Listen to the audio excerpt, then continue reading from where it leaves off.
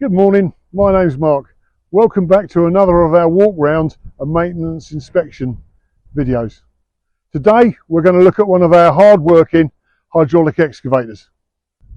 Before we start our maintenance checks and greasing, it's good to park the excavator in this fashion with the boom and quick hitch like this.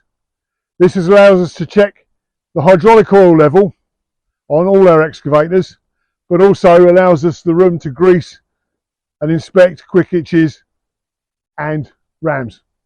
When I inspect an excavator, I start at the quick hitch. It's important we check for any damage, split welds or wear. The other thing to check on a quick hitch is the lifting eye. This is important for lifting operations, and there must be enough metal to prevent accidents. As we make our way along the dipper and boom, it's important that we check the rams for security. All clevis bolts are in place to secure the pins, and we grease as we go. All the grease points we can find, even the difficult to get to ones. We can check the pipe work, hoses for abrasions and damage. We can check the auxiliary lines for security, making sure that the taps are fixed securely to the excavator and the pipe work is secure. As we walk along, we can check for cracks and any damage to the welds. And on high stress areas, such as where the dipper and the boom join, we need to pay particular attention around the welds and pins for damage and fatigue. When we reach the excavator, we can look underneath. Are there any oil leaks? We can look on the turret, and we can look beneath the two boom rams. Is there any oil present? If there is, we need to report to our supervisors. It's important we approach our checks in a logical manner. The next thing we can look at are the track chains, top and bottom rollers, sprockets and idlers for any wear or damage. It's easy now, it's summer. In the winter, it's a lot harder to do. However, we need to make sure that we clean debris and mud away from the track frame to ensure there's no damage.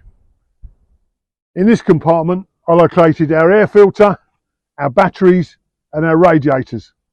We need to make sure that the radiators are clear and free from debris and are allowed to breathe properly. We need to check the air filter is clean, as in this example, and the cap is fitted correctly and secured. On the Hitachi, the batteries are see-through and we can tell the acid levels with these marks. While we're here, we can peel back the rubber protection and check that the battery terminals are secure and tight. In the course of daily operations, we might find that we scratch our counterweights.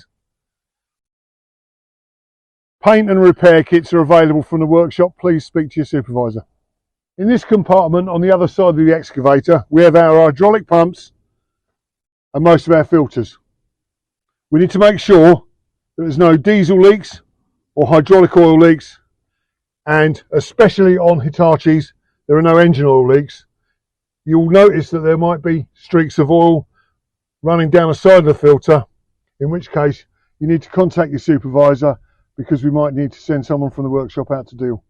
With our arm and dipper in this position, we can see that in this case our hydraulic oil level is a bit low. Please contact the workshop and we can come around and fill some more oil in for you. This is our AdBlue pump. Please make sure the electrical connections are okay and there is no sign of leaks. This excavator has several body mounted cameras. As we walk round, we can check the panels, but also the security of the cameras and the condition of the lenses. In this compartment, which forms a step, is where our AdBlue tank lives. Please keep that area clean, because any ingress of dirt will cause problems for our AdBlue system. Our refueling system is here, and there is a filter and a gauge. Please make sure there are no diesel leaks. Located just behind the boom is our slew motor and gearbox. It relies on oil for lubrication. There is a dipstick, and we need to make sure that the oil on there is clean and there is enough up to the mark. Please do not overfill.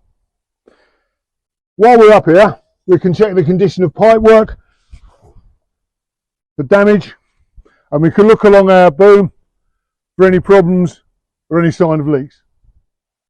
As we climb onto the upper deck to check the engine, we need to make sure that the safety railings are secure and undamaged. We can also look at our lights, green and orange beacons, and the top of the cab for any damage or denting. Our coolant header tank is located behind this panel.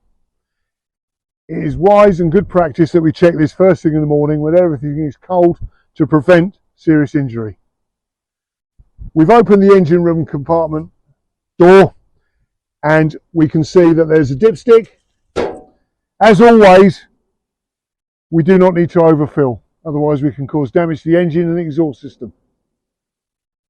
If the engine is a little short of oil, we can remove this cap and put oil in. Only use oil that we know is engine oil. If the provenance is dodgy, please don't use it.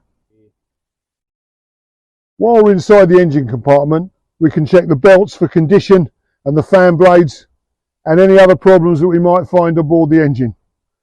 Any issues, write it down on your maintenance sheet and hand it in to your supervisor for workshop attention. Before we make our way towards the cab, we can check the mirrors and lights for security and damage. On approaching the cab, we need to check that the ROP structure is intact and there is no damage to glass or wiper blades and the doors function correctly. The cab needs to be tidy with no food debris or other junk.